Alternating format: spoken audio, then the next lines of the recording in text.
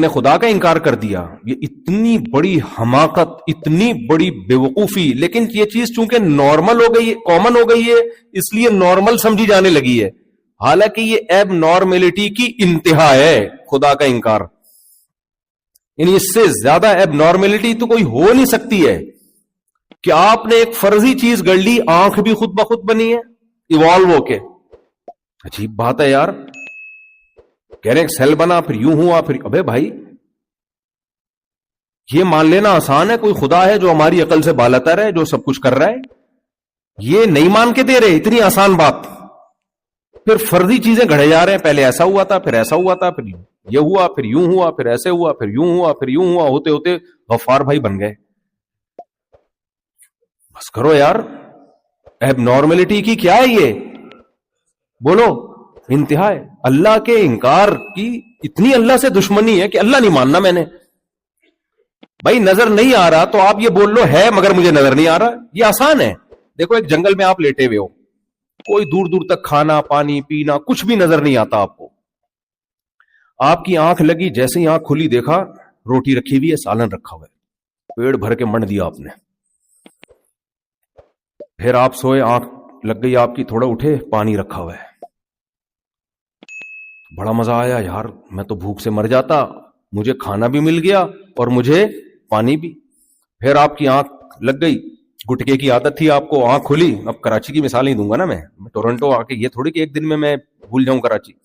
جیسے ہی آنکھ کھلی، سڑا ہوا گٹکا رکھا ہوا ہے، کیونکہ گٹکا جتنا سڑا ہوا ہوتا ہے اتنا مہنگا ہوتا ہے. اللہ بچائے یار اس عذاب سے. تو گٹکا رکھا ہوا ہے آپ کے سامنے، وقت پہ ساری ضرورتیں کیا ہو رہی ہیں؟ پوری. اب آپ اٹھے، آپ میں تھوڑی سی غیرت تھی اس وقت، آپ نے کہا یار یہ کون ہے یار، یہ پتہ نہیں کون ہے، مجھے ملے میں اس کے ہاتھ چوموں گا، میں تو یہاں مر جاتا. کوئی ہے یار جو وقت پہ میری ضرورتیں پوری کر رہا ہے، کھانے کے وقت کھانا دے دیتا ہے، پانی کے وقت پانی دے دیتا ہے، کوئی تو ہے.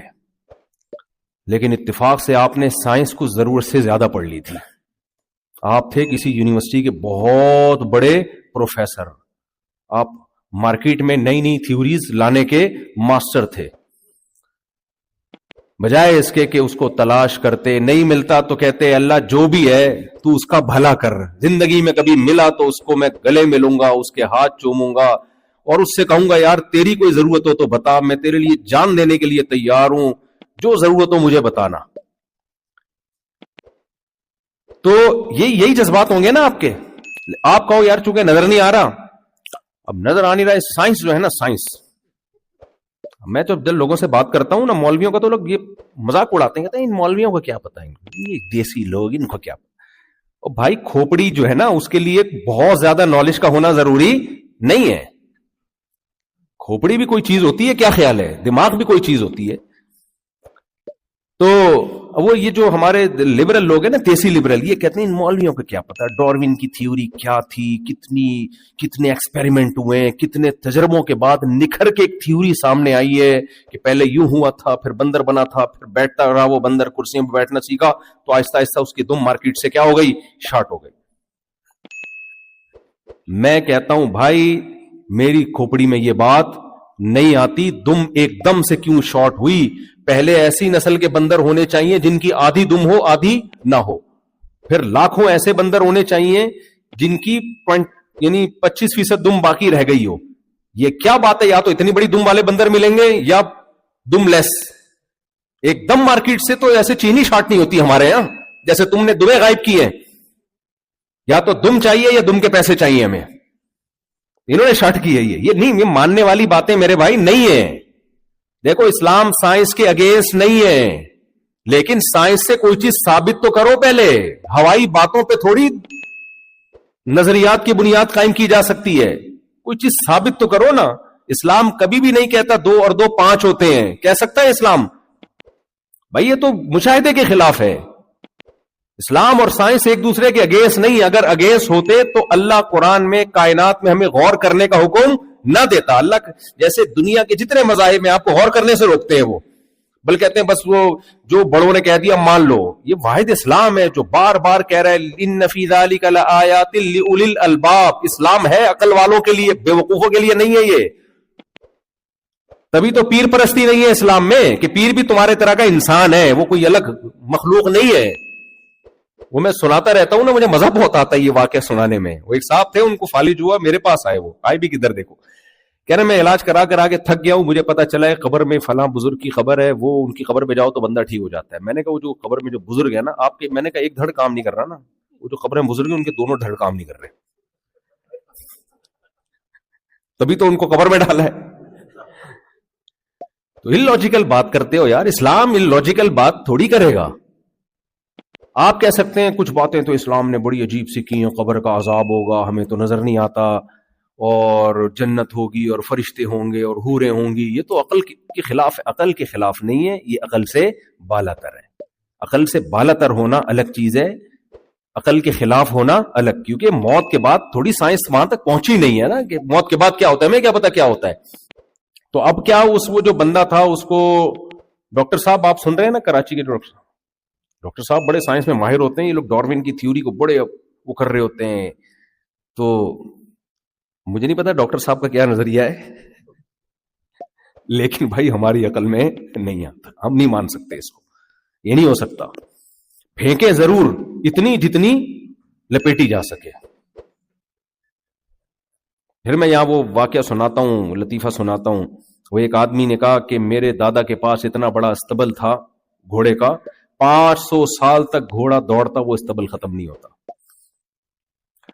تیرے دادا کے پاس کیا تھا؟ اس نے کہا میرے دادا کے پاس ایک لاٹھی تھی, یہیں سے بیٹھ کے چاند سورج کی سیٹنگ سیٹ کرتی, اتنی لمبی لاٹھی تھی. اس نے کہا وہ کمبخت, وہ تیرے دادا وہ لاٹھی رکھتے کہاں تھے؟ کہنے تیرے دادا کے استبل میں رکھتے تھے.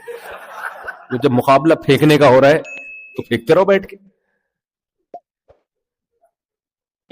تو اب دیکھو وہ جو تھے نا, وہ کھانا آ گیا, پانی آ گیا. اب وہ تھا کسی یونیورسٹی کا پروفیسر, سائنس کو مانتا ہے, وہ بغیر دیکھی چیزوں پہ یقین نہیں کرتا. سائنس کہتی ہے مشاہدہ, پیغمبروں کو نہیں مانتی سائنس وحی کو نہیں مانتی. سائنس مشاہدے پر مبنی جو بات ہوگی, جو تجربے سے ثابت ہوگی, ہم اس کو مانیں گے, ادروائز نہیں مانیں گے ہم. اس کائنات میں کوئی کام لاجک کے بغیر نہیں ہوتا. تو خدا کے ہونے کی کوئی لاجک نہیں ہے, ہم کیوں مانیں خدا کو؟ ہاں لیب میں وہ پروو ہو جائے تو مان لیں گے ہم. تو کوئی ماننا ہے, کسی نے ماننا ہے تو مان لے, نہیں ماننا تو سائنس اس بارے میں کیا ہے, خاموش. تو وہ جو تھا نا, جس کے پاس کھانا بھی مل جاتا, پانی بھی ملتا, وہ بڑا سائنسدان تھا. اس نے کہا میں ایسا جاہل نہیں ہوں, مولوی نہیں ہوں, کہ مدرسوں کا فارغ نہیں ہوں, میں دیکھوں گا کوئی رکھنے والا نظر نہیں آ رہا تو میں اب تحقیق کروں گا. پھر اس نے لایا مارکیٹ میں نا کہ ایکچولی ہوتا ایسے کہ جب ہم سوتے ہیں نا تو ٹیمپریچر ہمارا اوپر نیچے ہوتا ہے, اس ٹیمپریچر سے کچھ بھی ہو سکتا ہے. میں نے تو نہیں کر رہا نا, تو وہ پھینک رہا ہے نا, وہ کیا پھینکتا ہے. پھر وہ وہاں سے آلو گرے تھے ڈشن کر کے, ایک پلیٹ آئی تھی ڈشن کر کے. اب اس کے پاس کروڑوں سال نہیں ہے تو وہ تھیوری لانے میں اس کو ٹائم لگے گا. سائنسدانوں نے دیکھا ہے تو کروڑوں سال سے کائنات بنی ہوئی ہے, تو کروڑوں سال میں ایسا اتفاق انہوں نے کر کے دکھا دیا. بھائی نہیں ہوتا, ایسے نہیں ہوتا کہ آپ کو جو جس وقت چاہیے وہ ضرورت پوری ہو رہی ہو. یہ کسی کریٹر کے بغیر, کسی کام کرنے والے کے بغیر, کسی دماغ کے بغیر یہ آٹومیٹیکلی نہیں ہوتا. فطرت کو کیسے پتا چل گیا کہ تجھے اب کھانا چاہیے؟ فطرت کو کیسے پتا چل گیا کہ تجھے اب پانی چاہیے؟ یہ عجیب بات ہے. ایک معمولی سا قطرہ منی کا وہ ماں کی پیٹ میں جاتا ہے, فطرت کو یہ پتا چل گیا کہ جب ماں روٹی کھائے گی تو اس روٹی سے بچے کا اسٹرکچر بنے گا, دل بھی بنے گا, دماغ بھی بنے گا, اور اس کے گردے بھی بنیں گے, اور اس کی کلیجی بنے گی, اور یہ بنے گا اور وہ بنے گا. بنتے بنتے بنتے بنتے جیسے ہی دنیا میں آنے کا ٹائم ہوا, فوراً اسی روٹی سے دودھ بننا شروع ہو گیا. بھائی یہ پیدا ہو رہا ہے, اس کی ضرورت دودھ ہے, تو نیچر فوراً کیا پیدا کر رہی ہے؟ دودھ. پیغمبروں نے بتایا یہ کون کر رہا ہے بھائی؟ وہ ذات جس نے اس کائنات کو عدم سے وجود بخشا, یہ خود بخود نہیں ہو رہا. اللہ کہتے ہیں الم نجعل لہ عینین, اے انسان تو ایسے ہی نہیں پیدا ہو گیا, کیا میں نے تیری 2 آنکھیں نہیں بنائی ہیں؟ یہ خود بخود نہیں بن سکتی, ہمیں 2 آنکھوں کی ضرورت تھی, ایک آنکھ سے ہمارا گزارا نہیں تھا. بنی 2 آنکھیں, اتفاق ऐसा कर सकती है कि जरूरत दो की हो और इत्तिफाक से दो ही लग जाएं? हुस्न इत्तिफाक से ऐसा हो सकता है? इत्तिफाक से आंखें फूटती तो है मेरे भाई, बनती नहीं है। पत्थर किसी को मार रहे थे, इत्तिफाक से आपको लग गया, खत्म।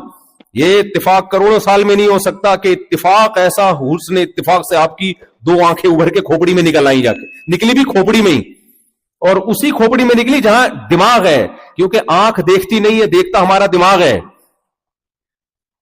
आंख का काम क्या है? दिमाग को बताना कि क्या हमें नजर आ रहा है। सोचता कौन है? दिमाग। सोचता कौन है? सुनता भी हमारे कान है, चखते भी, सुनते भी हमारा दिमाग है, कान नहीं सुनते। कान एक इंस्ट्रूमेंट है, आला है दिमाग को सुनवाने का। एक खोपड़ी बना के जबान भी लगा दी जो दिमाग को बताएगी ये खट्टा है, मीठा है, कड़वा है, ठंडा है, क्या है, वही जबान। नाक लगा दी जो दिमाग के आलात है मुख्तलिफ।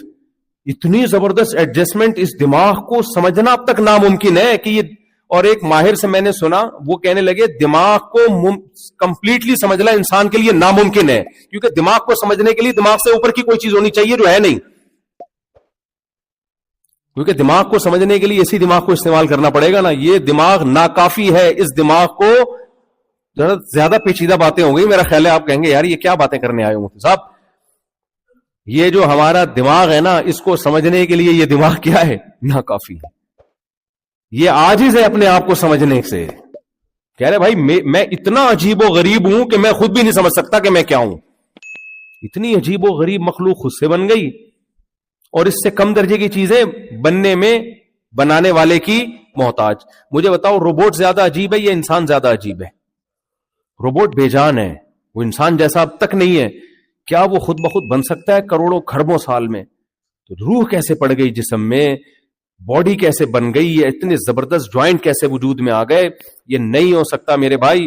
तो मैं ये अर्ज कर रहा था कि अगर इंसान खुदाई तालीमात को फॉलो नहीं करता, आसमानी तालीमात को, वही को, अल्लाह की बातों को फॉलो नहीं करता, तो वो कभी भी नेचर और फितरत के रास्ते पर नहीं आ सकता। इम्पॉसिबल। वो ठोकरे खाएगा सारी जिंदगी।